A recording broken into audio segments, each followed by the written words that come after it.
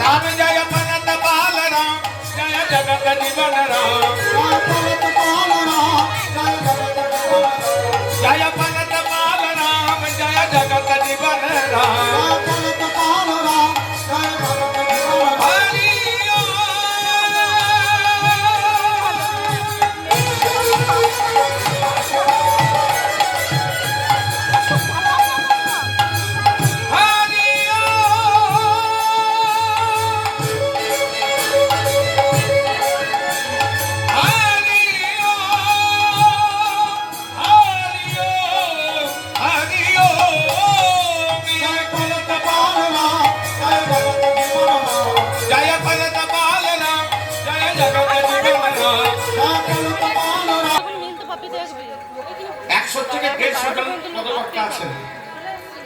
তার মধ্যে সর্ব উপরে আছেন শ্রীনিবাসাচার্য প্রভু, তারপরেই হচ্ছেন বৃন্দাবন দাস ঠাকুর, যেখানে যে পাটবাড়ি থেকে কালকে করে এলাম।